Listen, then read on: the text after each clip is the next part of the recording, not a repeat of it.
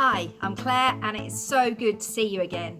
We hope you're having a really good summer holidays, however that looks for you. Are you enjoying this lovely warm sunny weather? I am. Well, today we're back exploring the fruit of the Spirit and discovering how when we let the Holy Spirit grow God's fruit in us, the more like Jesus we become. A few weeks ago, I said I was looking forward to picking blackberries from my garden. Well, here's some of the first pickings, and there are lots more to come. Let's hear from some of the Waypoint Kids team and find out what their favourite fruit is and why, and if they could be any piece of fruit, what they would be and why. Hello everybody. My favourite fruit is the lychee. The reason I like it is because once you've peeled the harder shell off the outside, it's very sweet and juicy inside. I think I like them too because you don't get them very often, so it feels a real treat to eat. If I had to be a fruit, I think I'd like to be a strawberry because strawberries are round and pink and very, very juicy. Hi everyone. If I could choose to be a fruit, it would be a peach. I love peaches because they're sweet and they're succulent, and when they're perfectly ripe, that hard stone in the middle is very easily removed. Kind of reminds me of a verse in the Bible in Ezekiel that says that God says, I will remove your stony heart and give you a heart of flesh, which means that he will give us a soft, gentle heart. Okay, so that's my fruit. I'd like to be a peach. Send me a video if you'd like to tell us your answers. So we've looked at love, joy, peace, patience, and today our fruit is kindness. So I've chosen a kiwi to represent kindness. Kiwis don't look very tasty, do they? But once you get inside, they look much better. They've got lots of edible seeds, which is why I've chosen them. Because we can spread kindness like a farmer spreads his seeds. So what is the fruit of kindness? Kindness is much more than not being unkind. It is reaching out, saying or doing something positive to help another person. We could have picked a number of Bible passages and stories about kindness, but today we're going to look at the story of Boaz, who was kind to Ruth, and he even ended up marrying her at the end. So you can find this part of Ruth's story in Ruth chapter 2. So pause me while you find out what happened.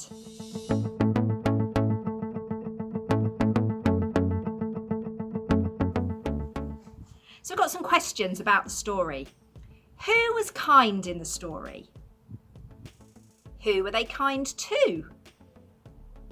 How were they kind? And what can you learn from the passage?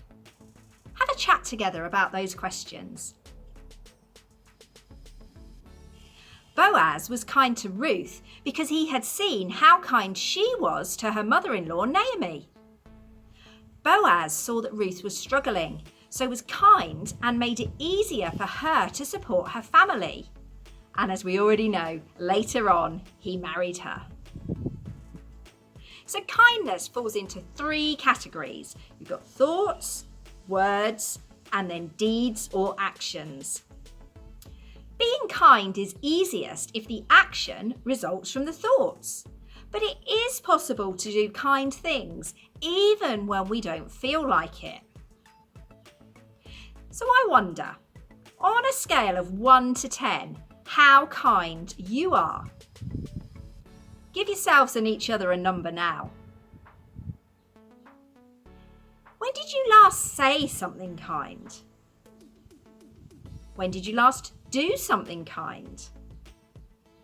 When did you last think something kind? And how do you feel when someone does or says something kind to you? I went out for breakfast after my Saturday morning run a few weeks ago, and a couple I know were in the cafe. They surprised me by very kindly paying my bill as well as their own. I felt really loved and special. So kindness can sometimes be unearned. Kindness can require sacrifice and commitment. And kindness can really change someone's life. At the moment, as a help hub, we're doing lots of kind things for people in our community. And we're trying to do things that they don't expect as well, like on their birthdays, or maybe when they've had an accident or somebody's passed away. But by doing those things, we're really surprising them and showing them that we love and care for them beyond the practical things that we're there to help them with. Being kind isn't always easy, is it? It's much easier to be kind to people who are kind to us. It's easier to invite someone to come to our house when they've invited us back. And it's much harder to be kind to someone who isn't going to be kind back to us. Like, we might always share our sweets or toys with somebody that we know will never do the same back to us. So this week, how are you going to let God grow the fruit of kindness in you more? Do you need to be kinder in your thoughts, words, or deeds? How are you going to become more like Jesus by overflowing with kindness so that other people notice that you are different? Pray for one another about your answers to these questions now. Spend some time worshipping God together, praising Him for all the ways He shows us kindness. We're going to have a weekly challenge for you over the next few weeks. So as it's nice and hot, have a water race using overflowing cups. And you might like to make it a little bit more fun by making some holes in the bottom. Send us a picture or video so we can see the fun you've had and include it next week. Find a jug or glass to be your kindness jar.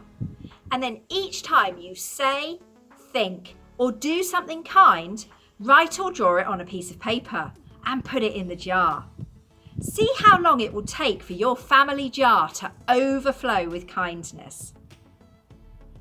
And how about surprising somebody this week with a random act of kindness?